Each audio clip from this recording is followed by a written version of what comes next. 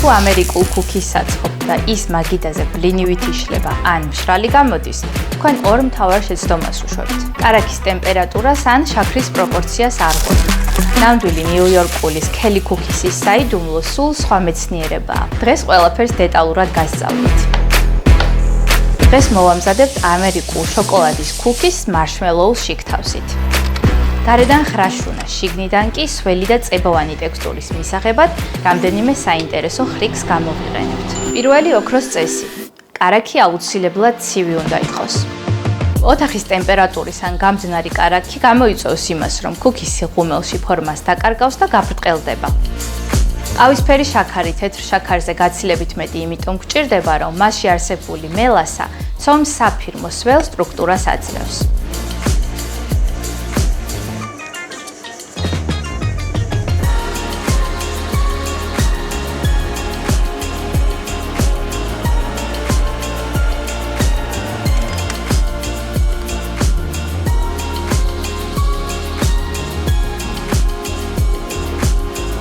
აქ ორი მნიშვნელოვანი დეტალია. კაკაო ცომს სიმძიმეს აძლევს. ამიტომ ვამატებთ სიმინდის სახამებელს. ის ანეიტრალებს ფქვილის წებოვანას და კუკის საოცრად ნაზს ხდის. მარილი კი აუცილებელია შოკოლადის გემოს გასამძაფრებლად.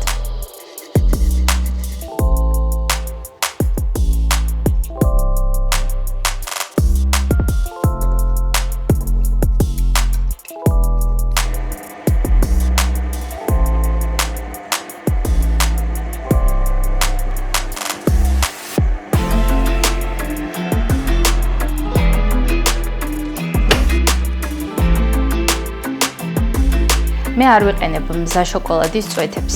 ფილის უხეშად დაჭრისას, კადრშიც და გემოშიც სხვადასხვა ზომის შოკოლადის ტბები ჩნდება, რაც ბევრად უფრო გემრიელია.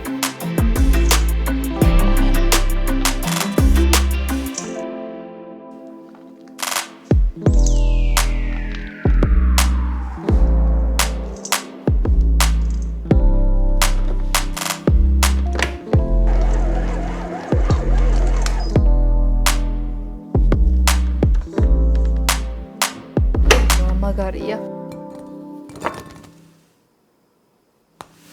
კუკისებს არ მიცეთ იდეალური ბურთის ფორმა, რაც უფრო უსწორმასწოროა ზედაპირი, მით უფრო ლამაზი და ხრაშუნა გამოცხება.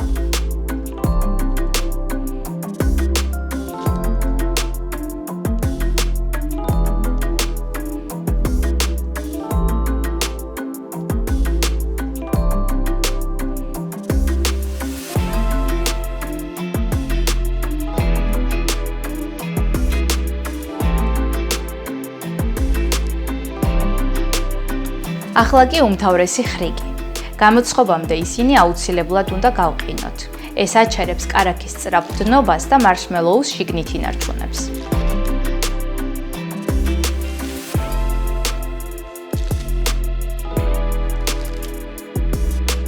ღუმელს ვრთავთ 195 გრადუსზე. რადგან ცომში კაკაოა, მაღალ ტემპერატურაზე ის უბრალოდ დაიწვება და გამწარდება. 10-12 წუთი საკმარისია, რომ გარედან ხრაშუნა ქერქი მივიღოთ. შიგნიდან კი მარშმელოუ იდეალურად დადნეს.